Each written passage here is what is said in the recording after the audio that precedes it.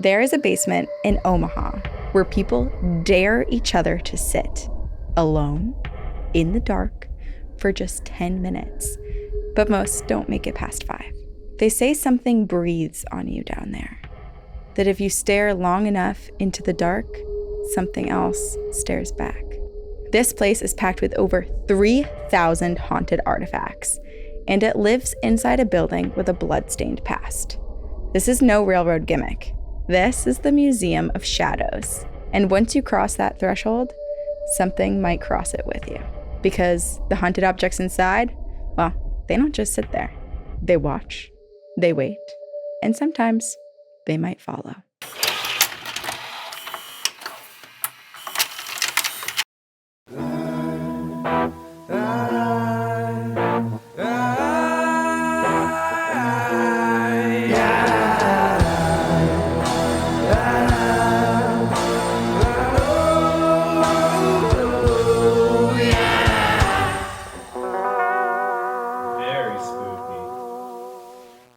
Hi. Hello. We have to talk about, well, first you can introduce us. This is Two Girls, One Ghost. Two Girls, One Ghost. And we are your ghostesses. That is Corinne. Hello. And I'm Sabrina. And we've been talking about this amongst ourselves, and we forgot that we should be talking about it on the podcast as well.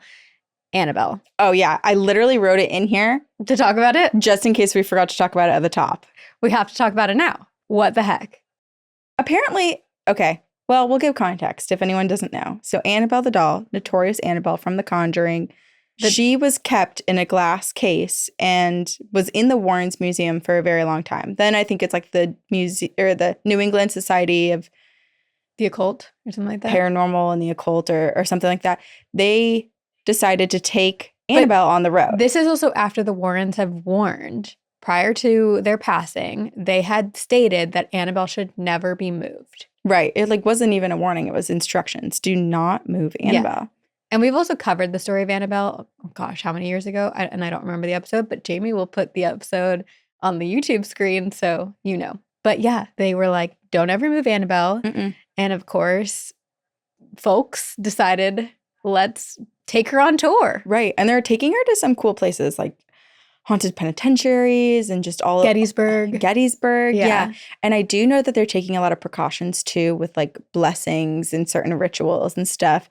But people can basically interact with Annabelle. She's on tour. She's seeing a lot of people. Burning a lot of places down. Plantations. Haunting people. There was a rumor that she went missing. Yes. But apparently she didn't. That was the a rumor. But it was a rumor for like a good solid week. Yeah. Which, was it a rumor or was it fact? And now that they've recovered Annabelle, they're like, she was never missing. I would believe it, that she could just like run away. Well, because if she wasn't missing, why wouldn't someone speak out on it immediately and be like, no, she's right here, dude. Got her. Yeah. Well, yeah. Well, yeah. I'm just thinking, I'm like, was this a plant? Now I'm thinking about like the PR moves that people make in Hollywood where like they'll make up a rumor about themselves to gain more press. Do they need more press for Annabelle? I don't know. Probably not.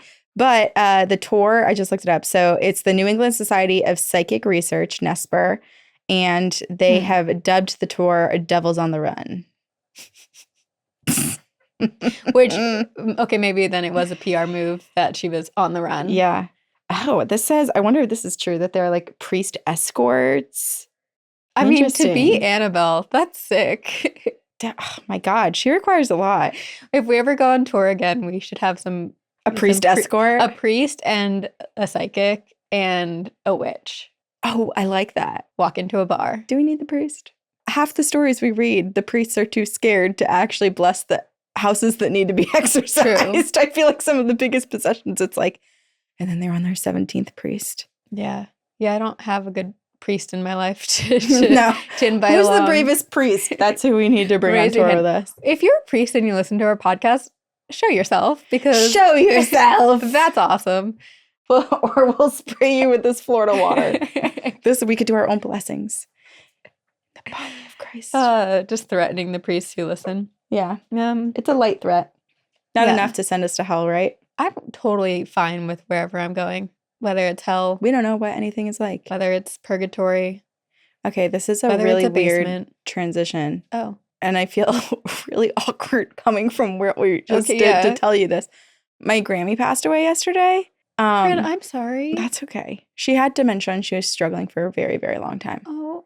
So my dad left Noah's birthday party to go be with her again because they'd been with her for like a week because they I'm so basically sorry. sounded the alarms last week, and then she hung on for a full week, which was horrible because she was in a ton of pain. Oh, no. But the day before my dad got the call, both my mom and my brother separately were outside and saw a giant butterfly like kind of floating right by them really, really slowly. And this is what's so weird. They both got the message in their head, Grammy's going to die today, which is so crazy. And then a few hours later, my dad gets the call saying, your mom has 24 hours, like come to see her if you can. She was basically really entering the sorry. end of life process. But yeah, they both got that message, which was so crazy. And then, I mean, she didn't die that day. She passed away many days later. But they got the message before your dad even got the phone call. And it was like word for word, the exact same thing that both of them heard. And then it was the next day because I called my mom and I was like, did Grammy just pass yet? Which is so sad that we have to like wait and continue to ask that. But I was feeding Noah in his room and I heard a couple footsteps outside of his door. And I was like, what the heck? I was kind of like, oh my God, is Brian about to walk in and like distract Noah, who like we can barely like wrangle down to eat right now. And then the door opened and there was no one there. And so I was talking to my dad yesterday. There's a lot of information to process right now. I know, sorry. And I'm delivering this in like such a flat Well, I mean, way, you but are coping with it how you need to cope with it. Yeah. Yeah. And it was also like a week of us A lot, yeah. doing this. But yeah, so I was talking to my dad yesterday as he was driving back because it was yesterday in the wee hours of the morning. And then he was taking care of things with his siblings and then driving to meet my mom. But I was talking to him about it and he was saying that where she was like a very religious place. And so when she passed, they opened up the window. They wouldn't let anyone at the foot of the bed so that the angels could come get her because that's like the direction that they come in. And he was just like, it was really nice to see all that. And like, yeah, I'm so glad my mom is going to heaven. And I was like, you know what, Dad, I don't know if this is the right thing to tell you right now. But I was like, based on everything we heard from the podcast, I really don't think like I don't think Grammy was still in her body, like rising up and walking to the edge of her bed with the angels. Like, I think all those things, the signs, the things that were happening, I think Grammy that was her. She was already like in the in-between. She was already there. I mean, they say that a lot of people who are close to death are kind of already walking that line. Yeah. I believe that. And I absolutely believe she came. The fact that you heard footsteps and the door opened. Right. And like we had windows open, so it was just the door opening. I wouldn't have thought anything of it, although it was fully closed, which it doesn't ever open. But you could have like rationalized it. But I could have rationalized it, but it was the footsteps and it was like so distinct. It was distinct enough that I was like already like getting annoyed with Brian for like interrupting. Poor Brian. It was your grandma. And yeah, no, it was weird. And my mom was like telling my dad that he probably got so many signs too. And he just was so in a state of, you know. I'm sorry. Thanks. Yeah. That is tough. And it's also tough because it's clear she was going through a tough time and it wasn't. True suffering for like a decade. Yeah. So when people say like she's in a better place, I absolutely believe that. Yeah. And now she's stopping by, checking on all of you. Yeah, the big Noah's joke. Gonna have another ghost, right? Checking out. So for Noah's birthday party, like my Grammy loves wildflowers. So I bought a bunch of wildflowers for the centerpieces so that I could combine them at the end and have my dad bring them to the nursing home. Like not that she'd be able to see them, but in her spirit form, she would as she looks down. But yeah, it will be interesting because it seems like she was pretty active and her in life, her reputation was that she was always late for everything. So that's what all the siblings, my dad and his siblings were telling the nursing home. They're like, well, she's late for everything. So you say she's going to die, she's going to be another 5 days. Like she's always late for everything. And I was like, she's also very chatty. So I think she like entered a new plane and was like, whoa, so many people to talk to. So look for signs. You never know. You never know. But I did think it was quite interesting that my mom and my brother both got the exact same message, like word for word. In combination with seeing a butterfly. Mm-hmm. My brother saw it like maybe an hour or so before my mom. And then my mom came in and told Christian, he was like, whoa, I wasn't going to say anything. But like that exact same experience. Wow. I know. Well, okay, weird pivots. Yeah. Can I say something positive? Yeah. Okay. Well, Noah's birthday party was this past weekend, and Mhm. Brian's mom introduced me to her brother Mhm. as your best friend.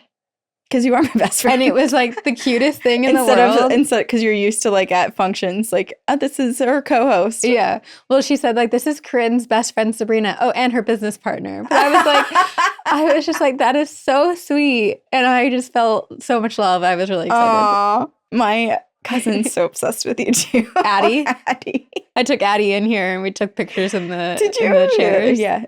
Pretending to be on air. Yeah. It was so funny. So cute. Yeah. It was Noah's birthday. He was running around.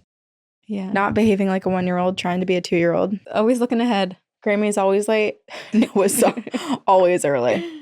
Okay. But for today's episode, we're heading to Nebraska. Okay. Because we are going to one of the most terrifying collections of haunted objects in the world.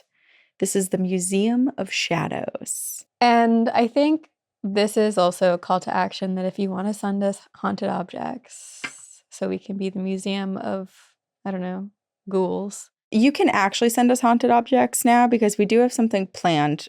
So go ahead. Wink, wink. But you have to give us a knight in shining armor. No, you have to give us a note along with the object explaining the hauntings, letting us know what it is. Because if it does not come with a note, we will not keep it. That's not fair to us. That's not fair. We like open communication here. Yeah, no, we are not taking any risks. So we need to know what we're getting ourselves into. Yeah. To fill out the dating profile, we'll swipe which way we see fit. Actually, that'd be a really fun way to sell haunted objects. That would be. Swipe right if you match with this haunted object. New idea. Write it in the scroll. With all the haunted objects we own. Remember when you bought the scroll and it lasted for like 24 hours and then we stopped writing in it? Because we have good ideas. Are who we are. Yeah. Okay. Kesha. We are who we are. Oh, I was like, what? Always channeling Kesha. Always. All right. Let us set the stage. Okay. Tucked into Omaha, Nebraska's historic Old Market District is a brick building with a black awning and kind of modest signage. The building facade has changed a little bit over the years, and if you walk past it, it is unassuming. Like it doesn't stand out as a terrifying haunted location or the host of terrifying hauntings. Okay. It is located at 1110 Douglas Street. So if anyone else is walking around Omaha, I have no idea how big the downtown is, but that's where it is. In the Christian Spect building. Let me actually pull up a picture because this is the building. Yeah. Unassuming. Unassuming. You're just like, oh, cool. Like I don't even know if you'd say cool. You'd just be like, that's a building. You wouldn't even say that's a building. You'd just walk right by. You just keep walking. Exactly. But there is actually a cool fact about this building in that it's the last known structure in all of Nebraska to feature a cast iron facade. Ooh. So this place is literally made of metal, which is fitting because it's about to get heavy. That's the only dad joke I put in. I thought about doing more. But I said, no, this is serious stuff here. I love dad jokes. Thank you for that one. You're welcome. I feel like you did it for me. I did. Yeah, thank you. And then I was really trying hard to think of other ones. And I was like, wait a second, I need to just write ghost stories and not focus on... Ghost stories and dad jokes should always go together. Okay, the building has lived many lives, which I think many of us can probably assume what some of those lives are because I feel like this is kind of a copy-paste sort of situation with many of these older locations. It was once a saloon, a brothel, a mortuary, even a doctor's office. Okay. They're missing one thing, which is usually some sort of home for wayward kids. Right. That's another addition we usually hear. But it really checks all boxes. It does. There. Yeah. Some say it was used for embalming at one point, and then others swear that it was a site for black market surgeries in the early 1900s. Which I wouldn't be surprised, especially if it had been like a mortuary of some kind. It would be equipped in that way. Right. Yeah. But also you said it hasn't been a home for wayward children, but one could argue that now it is. Now it is. Yeah. Oh, and it's going to make you so sad when you hear one of the EVPs I'm going to share later. Oh, gosh. Okay. So legend says that at least 3 people have died violently within these walls. Once when it was a saloon. Some people say it was all when it was a doctor's office. So there's varying reports about like how people died, when people died. But also there are no reports actually saying anyone died. So there's no newspapers that I could find, no records, no police records actually referring to mortars. Mortars. We're both struggling with like enunciation today. I can't breathe either because my pants are too tight. Unbutton them. Can't see. I'm basically wearing, my pants are a corset today. But yeah, I couldn't find any records. Okay. And no one online also said that they could find records. Sure. So still, the whispers persisted that maybe this building held some bodies, maybe liquor, desperate people. It all led one thing to another, and that was actual murders in the walls. Can we also talk about, because we haven't told everyone who's listening, the fact that we were supposed to record this last week and the morning of your research just disappeared? I texted you at 6 a.m. because I was like, I just wanted to double check like one section. Yeah. And I was going to put all the photos in that I had. And it was just gone. And it was gone. So there is a chance that this episode is going to haunt us and you because... It's not going to be easy to come out. Yeah.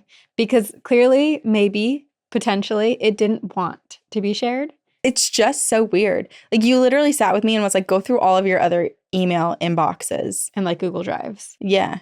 And no, it wasn't nowhere. Anywhere. Like, gone. So I had to redo this. Hopefully this episode works. Okay, so still whispers, rumors, dead bodies in the building. Mm-hmm. So even without actual murder records, the mood is definitely a bit dismal, and murder drenches its history or talk of. So it's perfect fuel for a haunted museum. And that is exactly what moved into this building. When did it move in? 2016. Oh. So it's pretty new. Less than 10 years. Yes. The Museum of Shadows was founded by a husband and wife team, Nate and Kaylee Ratterman. Nate is a demonologist. Kaylee is a psychic medium. So very normal couple and the perfect couple to be doing this. Yeah. They opened the museum in 2016, originally in a small town called Elmwood, Nebraska. But the collection grew pretty fast because people would send in objects. They'd hear about them collecting things. And so they were like, ooh, we need to get this out of our home and into a larger space and not be like vetting all the objects in our own personal space. So they would be sent kind of like the same things we hear time and time again. Haunted dolls, possessed paintings, ritual masks, mirrors used in summoning, human bones, Dybbuk boxes. And that's really just scratching the surface. So they eventually moved to Omaha, where it now lives in this historically creepy building. And to earn a spot in the museum, each of the items that is sent to them has to go through an actual forensic testing, like vetting process. I appreciate that because, one, not everything is actually haunted. Mm-mm. Two, you have to make sure the other objects get along with this object. Right. And if they don't, like, where do you quarantine this object? Right. And one thing I did see in one of the articles was that Kaylee said that sometimes when things get a little too frisky, she's like, Nate, you got this. She's like, it's a good partnership. You get those ones. Yeah. I appreciate that. I'd be that way too. But Brian would never. Brian you would do that to me. Yeah. I would be your Kaylee, but Brian is my Kaylee. Everyone has a little bit of Kaylee in them, right? Yeah, definitely. So Nate and Kaylee, they quarantine the new artifacts in a sealed room for weeks, and they observe it. And they do a bunch of different like testings. Like they have Sony like EVP. Well, they're not for EVPs, but like the Sony recorders and stuff to capture EVPs. Yeah. They have like 24-hour surveillance going in their museum, all that sort of stuff. They're monitoring temperature drops, any object movements, phantom voices, shadow figures. Could you imagine spending a night in this quarantine room with the object just to like see what happens? Oh my God. Can you imagine the nightmares? Because even just mentally going into that, you would create scenarios in your head that might not actually be created by the object. Right. Well, and then it's like, what are you manifesting? And then also it's like, is this the actual haunted object that's doing this? Or are you bringing in one of the other spirits that's just curious about you? Right. So many questions. But in an interview with Nate, he had said, some are a little feisty. Others are just, well, they're not friendly at all. So It's good that they stay behind glass and they can stay in there. This is a question kind of about Annabelle too. Like, why putting them behind glass is that such a protective barrier? Whereas it can be in a museum and it can travel through walls. Mm-hmm. Like, what about the glass? Same with Robert the doll. Like, what keeps them in there? I know that there's blessings and other... I don't know. protective It is very measures Ghostbusters, taken. like keeping them in the box. the box. What's in the box?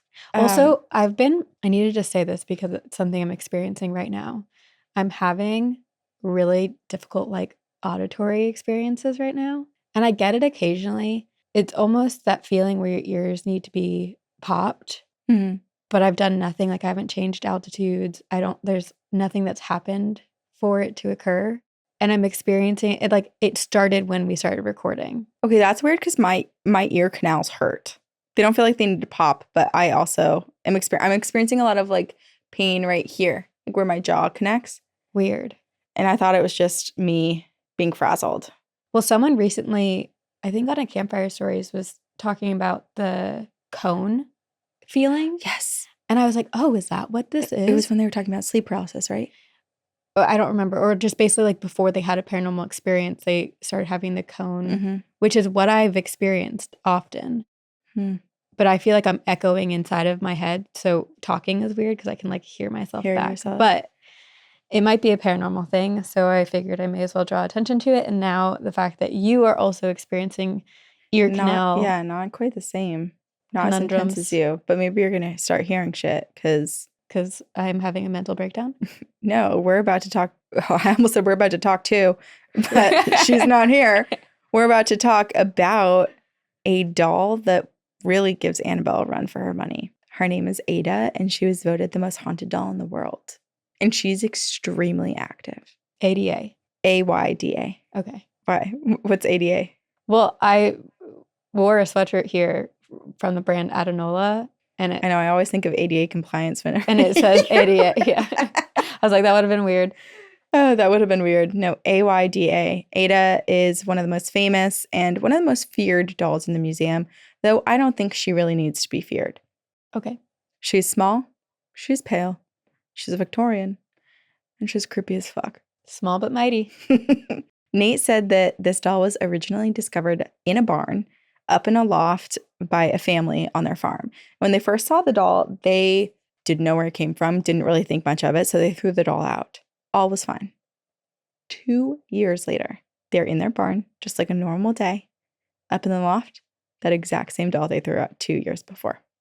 Somehow she made her way back. In the same spot. Yeah.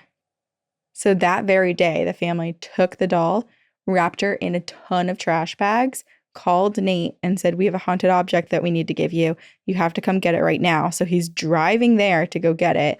And when he gets there, he said the owner had crosses wrapped all around his hands, his neck, just like was riddled in crosses and was so terrified of this object and was like, where are you bringing this? And Nate was like, well, I'll probably keep it in my museum. And then he said, okay, so long as she's there, I will never step foot in your museum. So were they experiencing things as well? Or was it just the mere fact that 2 years later, it was back in the same spot? Yeah, no, I think it was the terror of thinking that this little doll walked its way back to their house. Okay. So Nate takes the bag. He has no idea what is in the bag. He just knows it's a haunted object that this guy covered in crosses is terrified of. He does not know it's a doll. So he puts the bag in his car. He begins to drive back. And he said as he's driving, he keeps hearing the trash bag make noises as if something inside is moving. This sounds so much like the Let 'Em Me Out doll. And even the origin story of how that guy who owns her found her. It was in a barn, like a dilapidated barn. Again, him and his brother were driving home and they kept hearing sounds in the back of the car. I forget what that doll looks like, so I'm gonna... She's not Victorian. Oh, God, I forgot how... She's so much worse. She's so much worse. Dude, it is cute. Like, this is... Letting Me Out is not the faint of heart. Wow, I regret Googling that one. Yeah, so then he brings the bag into the museum to begin the vetting process, opens it up, sees it's a doll. So he's like, okay, first thought, this is a doll, so why don't I place the doll on a chair? And so the doll's sitting on a chair for the vetting process. And he said that she literally came out of her chair and made 2 crawling motions towards the door of the museum to like try to get out. Is there video of this? not of the crawling motions, but there's a ton of videos of her, like so many videos of her moving, and I'll show one soon. She moved her head. How do people not believe in the paranormal after this? I have no idea. And they have 24-hour surveillance going on. Like, can we watch it? Let me look. Can we tune in? If you go to the Museum of Shadows website, well, so they have a YouTube. They have a podcast too, which the podcast isn't really like a traditional podcast in the sense that we do it. It's just they post some like audio evidence and stuff there, like EVPs and whatnot. We should have them on the podcast. I know. I'm trying to remember what else they have in their possession because we've definitely talked about them before. I hope it wasn't Ayda. No, I've never heard of Ayda before. Oh, they also have a Pensacola, Florida location, which I wonder if we talked about something that was there. Damn. I can't see anything right now about finding surveillance, but I do know that like in the museum, Nate has said it's self-guided. So he was like, you're encouraged to stay all day. Like if you want to come when it opens and stay all day, just like waiting and trying to interact with the objects, feel free to do that. We're going to Nebraska. We're going to Nebraska. Oh, and they are leading a ghost hunt. Interesting. So you can buy tickets right now to their ghost hunt. I think they're ghost hunting in their museum. And it looks like it might be sponsored by Travel Channel. Interesting. There's a lot going on. We definitely got to reach out to them. Yeah. Because I know we've talked about them before. So during this vetting process, she got out of the chair, crawls twice. Her head also moved like fully around. She lifted her arms up. She was just doing all of these movements where it was like, this is so clearly haunted. Yeah. Beyond haunted. No doubt. And so now I'm going to show a video of Ayda. And you can go to the Museum of Shadows YouTube, and there's a ton of videos on there of Ayda and of other dolls. But this is a very normal type of movement from Ayda. So in the video, there are people walking through the museum, and I think it's like the second or third person to pass shines their flashlight at Ayda for just a moment. And she like bends over really quickly as if she's trying to like she doesn't like the light in her eyes. And if anyone is thinking to themselves, okay, well, maybe she just toppled over because she's bending forward and it's a doll and she's balancing, there are plenty more videos that are quite similar of her moving where she's moving up. So it ain't that. All right, ready? As museum guests walk by, Ayda does not move until one guest decides to shine a light in her face. It is at that exact moment Ayda moves and leans forward as if she didn't like it.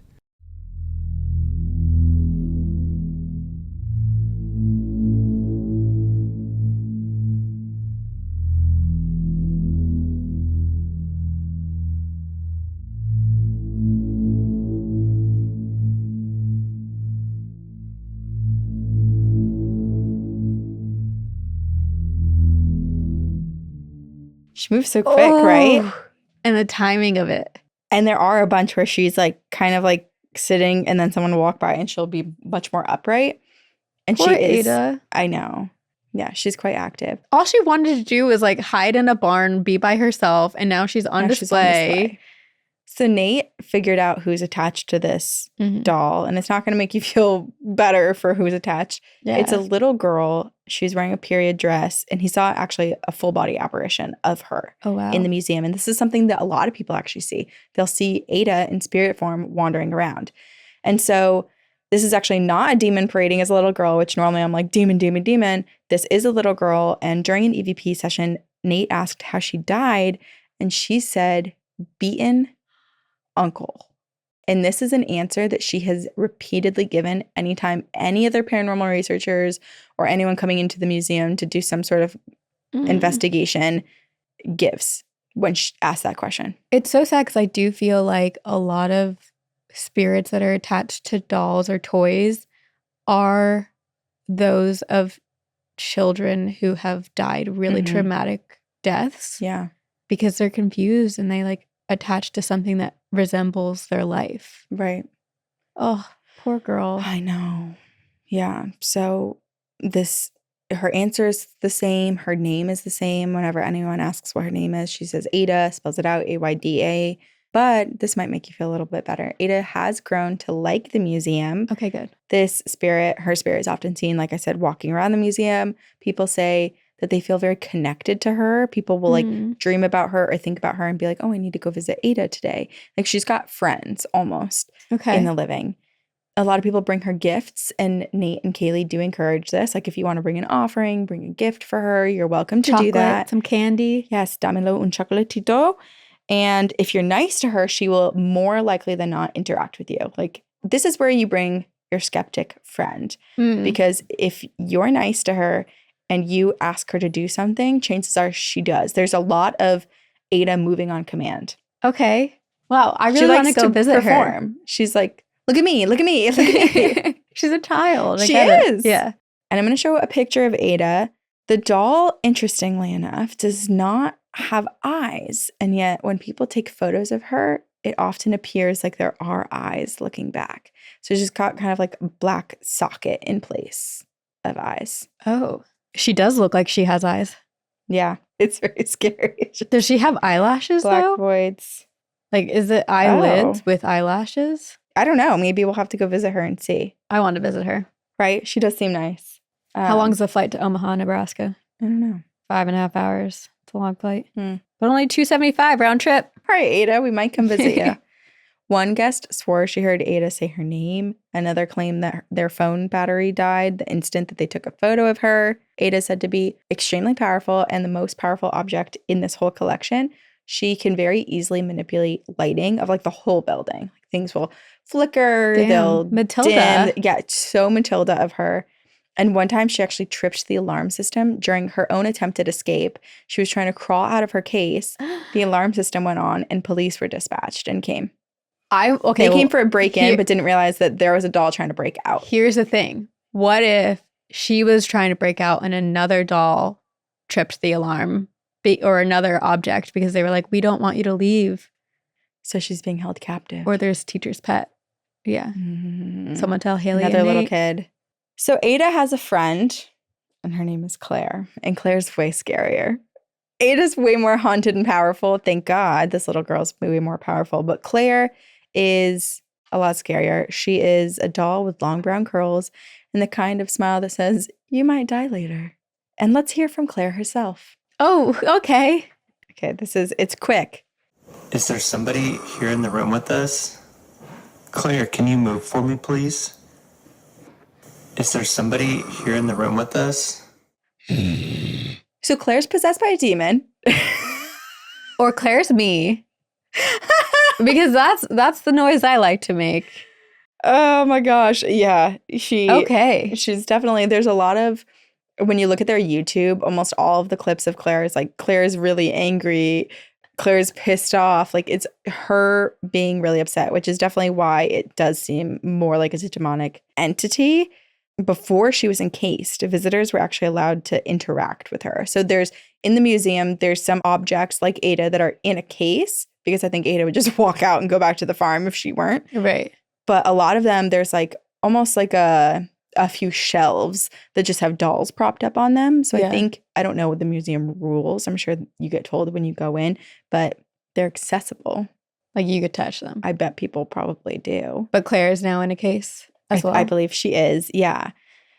People would take pieces of her hair. That's fucked up. Right. And then they would lose jobs. Their dogs would die. They'd get divorced.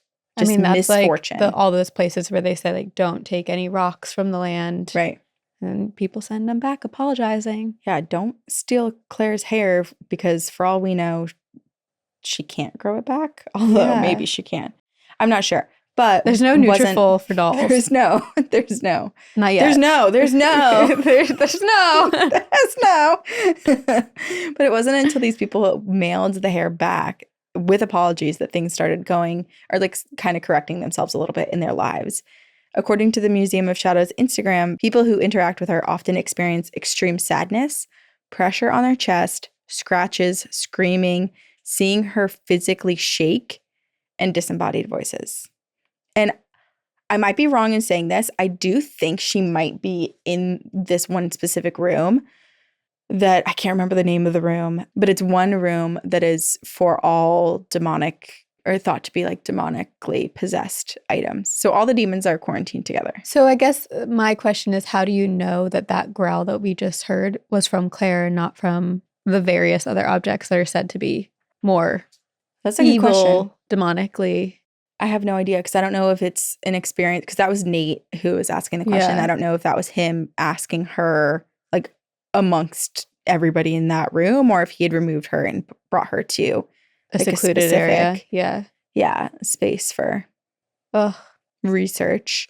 Could you imagine getting stuck in that room accidentally because people think you're dark, but actually the demonic forces wanted you, and so they convinced Nate and Haley that you were demonic? Oh my God, I hate that idea. Oh, that's awful. And they're just torturing. Sorry, I'll stop with that picture. Jesus, that's so scary.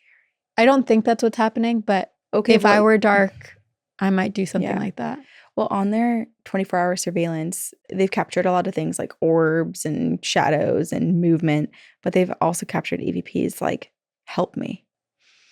So I don't know. The museum also features an antique wheelchair that supposedly moves on its own, a mirror that's a scrying portal, a Dybbuk box, and then I want to learn more about this, but I read somewhere that there was a crucifix that burns when blessed water is applied. We'll have to ask them about that. Because this is another thing with a museum like this. I'm like, museums that have so many haunted objects, rumors could start about what's inside, right? Because it's like the scariest place to be. So I would love to talk to Nate and Kaylee and actually hear about like what truly is going on. Right. Well, then rumors could create that haunting to actually be in existence when it didn't exist before. True. Because this is all a simulation and thought is reality. Mm-hmm. But it's also fake. But where are we? Who are we? What are we? What's going on? People can bring their own equipment too. And there are spirit boxes that have picked up intelligent responses, EMF detectors spiking near certain objects. People have actually fainted inside the museum without any explanation. And so, again, there's a ton of evidence. Not all of it is public, obviously, but I highly encourage you to check out the website, the YouTube, the podcast. And from their YouTube channel, I do want to show another doll video. This is of the doll Leah. There are a ton of dolls there. And she decides it's time for a rock.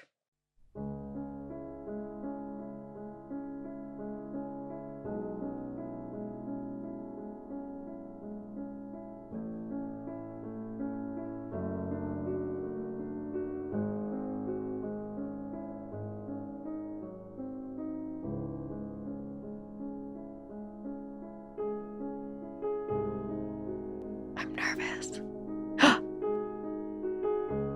Oh, like literally rocking in a chair. Mm-hmm.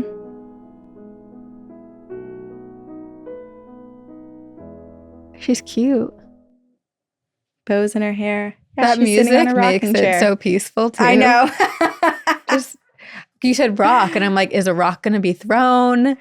Oh, she joins a rock band. Yeah, right. There's Is she so turning many music opportunities. on? She turns into Dwayne The Rock Johnson. No, she's in a rocking chair and she just Starts to slowly rock. back and forth. It would be Back creepy and forth. if these chairs were rocking chairs, Oh my and God. just occasionally we'd rock back and forth. See, the problem is, I would love that, but the problem is we would be rocking the entire time. It would be so distracting. There's no way we could sit still in them. No, We would and the be- sound would be pretty awful. All right, I'm going to play one more EVP from the podcast that's on their website, and then I'll stop playing all their evidence and you guys can go and check I want them more. out. I love evidence. This is such a fun episode. Yeah, oh my God, I could have included so much. Well, because there's truly 2,000 objects. 3,000, over 3,000 objects. And they post a ton. They also like post different evidence in different places. Like their YouTube's not the same as the podcast. And then if you look at their Instagram, like it's just, there's so much like nibbles, bits all over. Nibbles. Okay, so this is from their podcast episode called EVPs from Inside the Museum of Shadows. Okay. And this is, well, you'll hear it, but Nate asks if there's a child in the room and like what they're looking for. If there's a child here in this room, can you tell me who you're looking for? Mama? Mommy. Will you play it again? Yeah. If there's a child here in this room, can you tell me who you're looking for? It's so sad. It sounds like the child's crying. Yeah. Mommy. Looking around. It doesn't make you so sad. My ovaries. It's so sad. Oh my gosh. That is so sad. I know.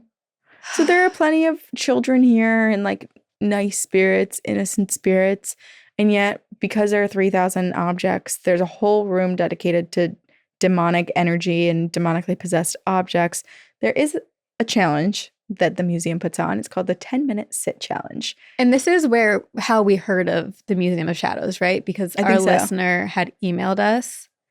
Oh my God, yes. Hold on. Don't we have a photo from that listener? Okay, Braylon from Encounters. We read Braylon's email on Encounters 281. And we have a photo. Let me look. I'm pretty sure that's the photo where there's like the little man in the basement. Oh, yeah. Oh, wait. So they did the sit challenge together. Mm-hmm.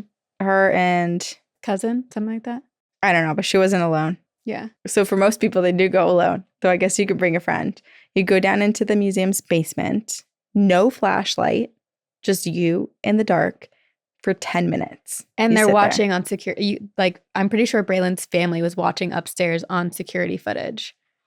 So there's, again, 24-hour surveillance as this What do you happening. think is scarier, sitting there alone in the darkness or sitting up above and potentially seeing something coming towards? Way scarier being down there in the darkness, because if you see it happening to your loved one, you can run down there and protect them. Yeah. And be like, get the heck out. But oh, isn't the photo, this is the photo I'm thinking of, right? Yeah. Where there's like the little man. We'll put it in. It truly looks like a full person, but they're shrunken down. It's like Honey, I Shrunk the Ghosts. Yes. And he's like a different color, oddly. We'll add it in the video again. You know what it looks like? It looks like a doll. I wonder if there is a doll that looks like that in the museum. If we ever get to talk to Nate and Kaylee, we have to show them this photo and ask. Yeah. Because they obviously know their collection. Right. Damn. So to add to the scariness of this 10-minute sit challenge, the basement is where most of the malevolent objects are stored. And the energy down there is very heavy. The air is colder, and most people don't make it past 2 minutes. How long do you think you'd make it? If you were alone, would you even do it alone? No, but if I did, I probably would make it 2 minutes. If we were together, we'd make it the whole time, no problem. Yeah.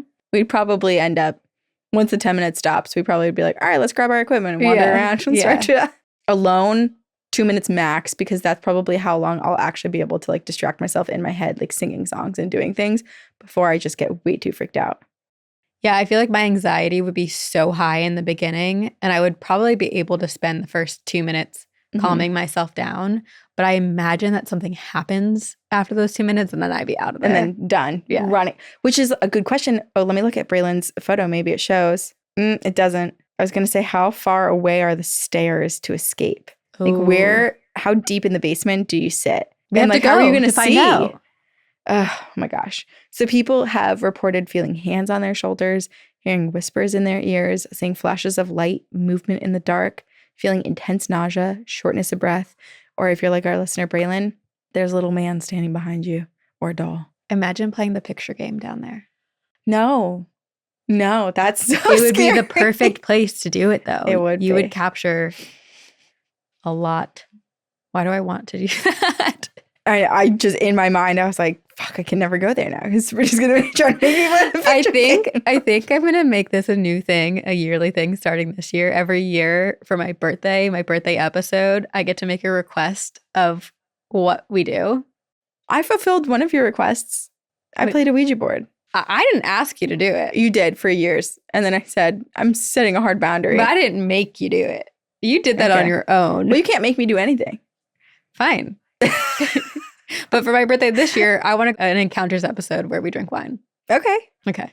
So I guess that was an easy request. That's for sure. one. It's just going to get increasingly more creepy, though. Okay. And are you trying to give me alcohol? Because then you're going to make more requests of me. Is that all throughout I the have to do? episode? No, but I'm trying to figure out your game here. I'm not taking advantage of you. There will be consent in all aspects.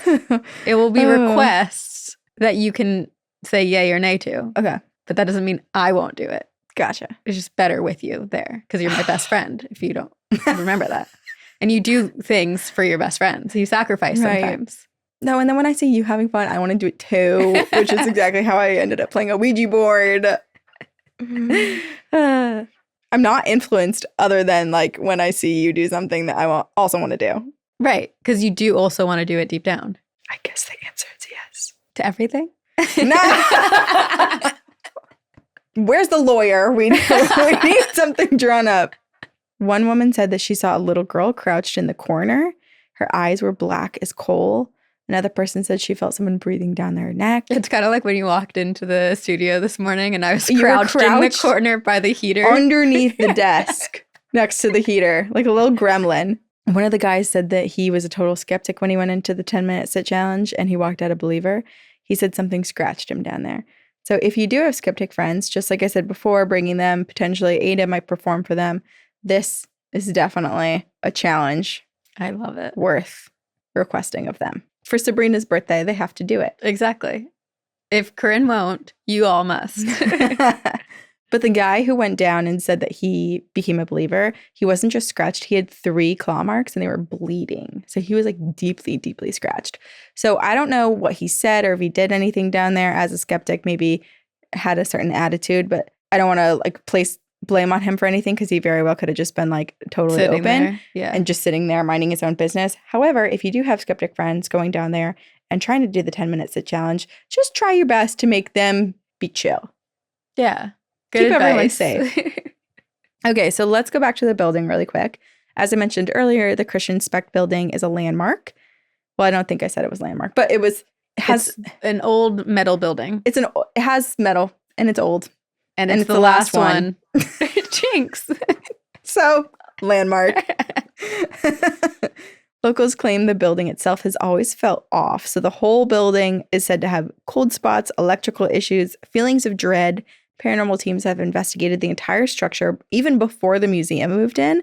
So it already had the reputation of being haunted in addition to the supposed 3 murders that happened. And now there's thousands of haunted objects to pump their energy into it. Pump it up. There are rumors of a spirit named Margaret who lingers in the stairwell. She's said to hum lullabies and pull on people's sleeves. Others believe there's a male spirit.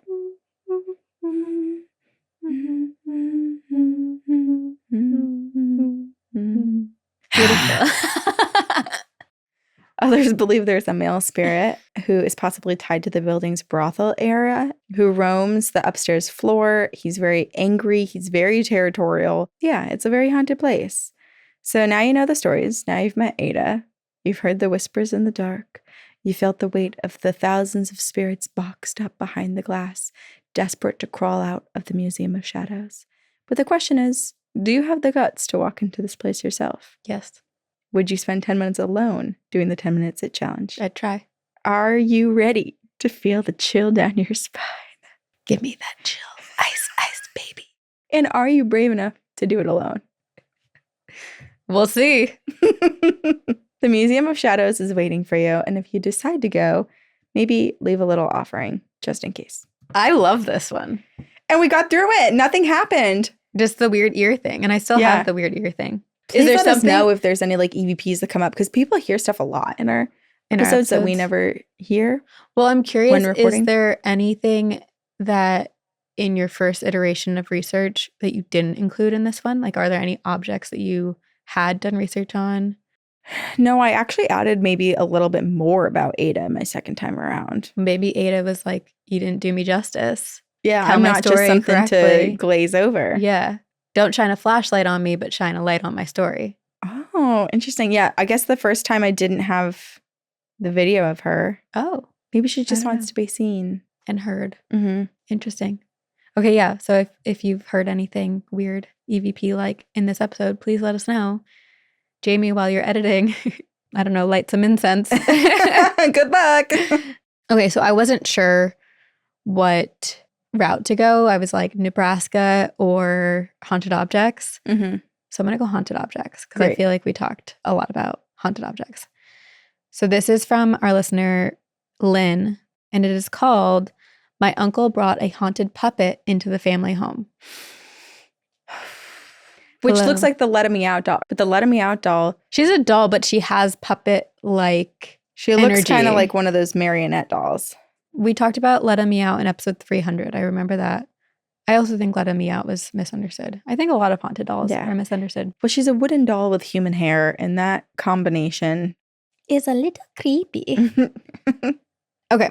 Hello, Corinne and Sabrina. You have kept me company on my 20-hour travel journey home from university, and I will definitely keep you with me for many more. I wanted to share a story about how my uncle brought home a puppet that was definitely haunted and how this sparked years of paranormal activity felt by my whole family.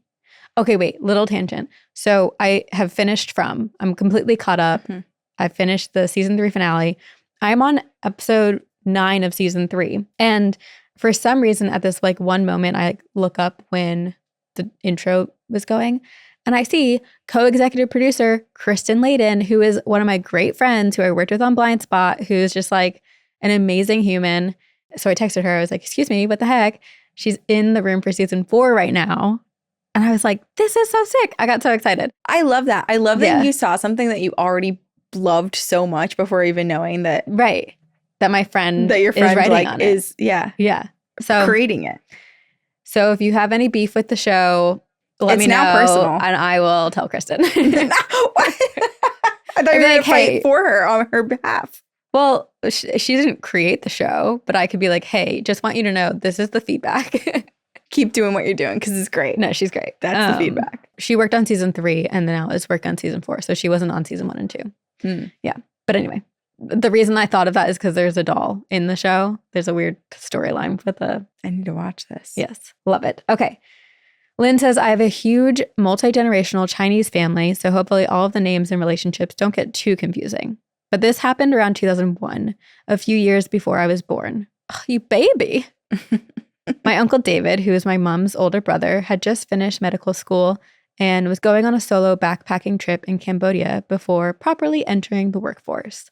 Uncle David has always been quirky, drawn to odd experiences, willing to throw himself headfirst out of his comfort zone, and collecting strange stories that he whips out at every social situation. So, when he was approached on the streets of rural Cambodia by a man who asked him in broken English if he wanted to see a puppet show, my uncle said yes. I don't remember the details of the performance.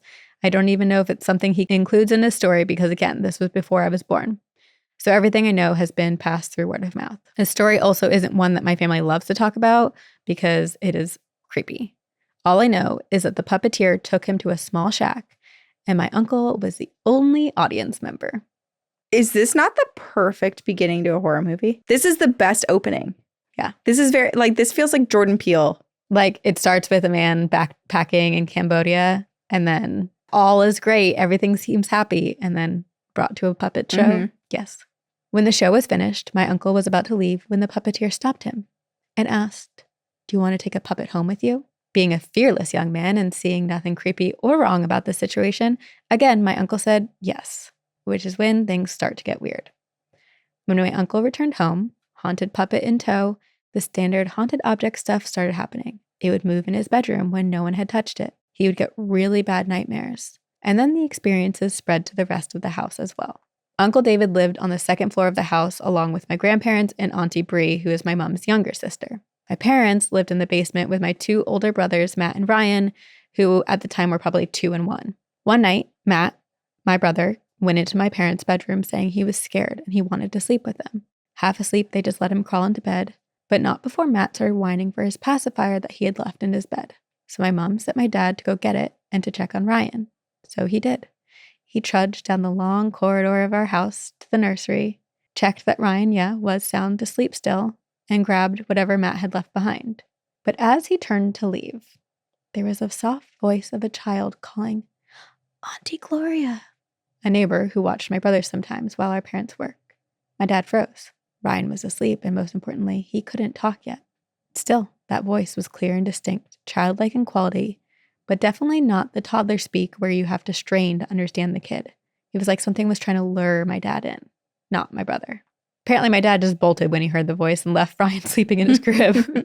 Ryan turned out fine, but Jesus Christ, great fatherly instincts there, Dad. So other odd occurrences started happening in the house too, like my mom smelling flowers in the middle of the night, which is an East Asian belief that there's a spiritual presence nearby. And my family's prayer room partially caught on fire when no one was in it. Eventually, when my family was talking about all the paranormal things that they were experiencing, my uncle confessed about the puppet, and my grandfather was pissed. My family is deeply religious, Roman Catholic to be specific. My grandparents served in the church. They went on overseas mission trips. And my brothers became altar servers when they were old enough. So my grandfather was not happy when he heard that his son had brought some demonic presence into their house to haunt his children and grandchildren. He told my uncle to immediately call our Uncle John, who was deeply spiritual and practicing Buddhist, and asked him how to get rid of it. So Uncle Dave went up to his bedroom and called Uncle John and explained the situation. Before he could even finish, Uncle John said, "Wrap the puppet in red paper and leave it at the entrance to a temple," which is the temple that our Buddhist side of the family frequented. My uncle kept asking follow-up questions, trying to clarify if he needed to do anything else, but was quickly told, "Stop talking. Be quiet. It is listening." Holy shit. Just do what I said and leave it at the temple. I have chills. Later Imagine that night, being told that. horrifying. It's just like you're already scared. Later that night, my uncle wrapped the puppet in red paper and got into his dad's red car, which red is a symbolic color in Chinese culture known to scare away bad spirits. So I guess he was doubling up to cover all of his bases. Now, I couldn't tell you what was going through his head in this moment, but my uncle did not go to the temple. He got into the car, drove to the National Museum, and left the puppet on the front steps as some kind of donation to the museum. He said he thought it was an object of significance and that it should be donated and not lost to history, which I can kind of see the perspective, but maybe cleanse the thing first, or at least hand it to an actual human being instead of leaving it on the museum steps, because wouldn't you know it, he called the museum a few days later and they said they never received an item of that sort left on their doorstep. After that, my grandfather had the house cleansed by a Buddhist monk and a Catholic priest, and we thought that was the end of it, until my uncle started having nightmares in his room. My grandfather eventually moved into that room for a few months when he was sick with cancer because he needed at-home care, and that room was very spacious. But he agreed there was a sinister energy in that room. Eventually, that room became my brother Matt's bedroom when he was around 18. And since moving in, he started experiencing severe nightmares and sleep paralysis episodes. My younger sister and I took over the room that used to be the nursery, and all throughout my childhood, we would hear movement and thudding in the walls and the ceiling as if something was running. We chalked it up to the sounds of an old house, but ever since we heard the puppet story from our brothers, we have spooked ourselves into believing that there's definitely a haunted puppet scurrying around in our walls. Holy shit. Maybe. I'm so scared. I know. Like, where is it some now? Some people are afraid of clowns. I'm afraid of puppets. Lynn says eventually the basement floor got gutted out and renovated to accommodate us being adults and needing our own space. Matt still stays in Uncle David's old bedroom and continues to feel weird energy when he's home. But now he works in the UK for most of the year, so at least it's not a nightly occurrence anymore. In the basement, I no longer hear scurrying in the walls, but our cats, who we got long after the puppet incident, will randomly stare at corners and assume a hunting position even when nothing's there. My uncle has moved out to start his own family, so now he doesn't have to experience the paranormal consequences of his own actions. I was just thinking that. Like, he goes on a backpacking trip, becomes a yes and guy. Yep. Could have been murdered in so many of the things he said yes to. And honestly, luckily, it was just a haunting. Right. But like, now his whole entire family has to deal with it. And the puppet's not even there anymore. Or is it? Have they checked the walls? Right. Did it crawl back? Lynn says, moral of the story, maybe don't take home puppets from random people you meet on the street because they might be trying to get rid of them for a reason. See you on the other side, Lynn. I'm very curious about what the actual puppet show was like. Right. Like, what was the story? How long was it? Also, what Where language did he sit? was it in? Did he just stand there? Like, what? I need a picture of the whole entire setting. Well, because if it wasn't in his native language, how does he know what story was being told? What if the whole thing was like passing this haunting onto him? Tying it. Oh my God, it probably was. Oh, I am like unwell from this one. I actually hate this. I'm usually trying to be respectful of people's stories. I hate this one because this is so scary. It is really creepy. And where is the doll now? Who took it? Because I just never thought as a traveler that Like a puppet show could be so threatening. I could. If someone walked up to me on the street and said, hey, do you want to come see my puppet show? I didn't even think that anyone would say that. My first thought would be, are you talking about like a sex thing? My second thought would be, you're trying to kill me and turn me into your puppet. Well, and then when he went there and he was the only person, and he also had to like leave and go somewhere else to never go to a secondary location. No, do your puppet show right here for me in front of everyone on the street. And why wouldn't you want to do the puppet show in front of everyone, right? Like if you're trying to get payment or something like that, like, well, I guess maybe share your arts. How big are these puppets? That's the other question. We don't know. We have so many more questions. I wish there was a picture of this puppet, but I also wish there wasn't. But I wish there was, just so that we could. This was in Cambodia. Let me just look up like a Cambodia puppet shows. There's a lot of like shadow puppet stuff. So they're behind. Oh, it is an ancient art form that has been passed down through generations in Cambodia. I think I was very much thinking almost like a ventriloquist doll, like a really thick wooden, like creepy ass doll. But all of these photos that I'm seeing are actually like really beautiful, and they're carved. They're almost like they're like flat. Oh, like the wood carvings? Yeah, it's like a wood carving. Yeah, I guess we don't know what type of puppet this was. I feel like this is probably hard to travel with, because I'm imagining a puppet that's more doll-like. Yeah, I was too. But then also, ooh, I'm not sure these ones can walk themselves anywhere. Well, we don't know. You never say never. Yeah. Justin Bieber. Well, yeah. If you have haunted dolls, or if you've been to the Museum of Shadows, or if you would sit down there for 10 minutes by yourself, email us. Let us know what's up. twogirlsoneghostpodcast@gmail.com. We'll take any story and haunted object if you let us know what's going on with it. Mm-hmm. Our P.O. box is on our website if you want to know where to send it. You can also find on our website everything else. Patreon, because it's not in our brain. Instagram, we love socials, all that. But do join our Patreon. We have a lot of cool exclusive perks there. We do campfire stories every single week where you can tell your story live to us on a virtual stage. Mm-hmm. We have exclusive. We have bonus content. We have episodes 1 week early and ad-free, book club, and so much more. So we'll see you over there. We love you. Thank you to our editor, Jamie, who produces and edits our podcast. And thank you to Corinne, who's walking out. You have to do our sign off. I'm so bad at this today. Oh. And we will see you on the other side. Very spooky.